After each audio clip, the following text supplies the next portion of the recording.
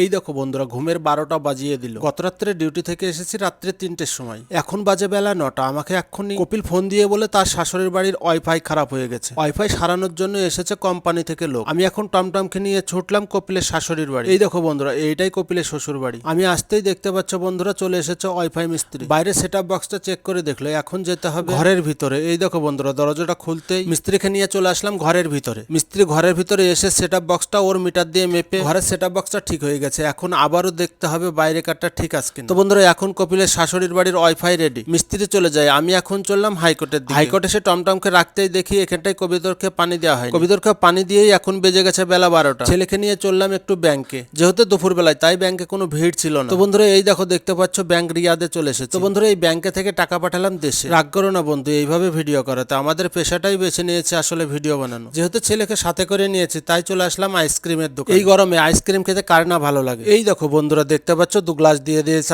গাড়িতে বসে আইসক্রিম খেয়ে এখন 2 বাপ বেটায় চললাম রুমে। তো বন্ধুরা, ভিডিও ভালো লেগে থাকলে লাইক, কমেন্ট এন্ড সাবস্ক্রাইব।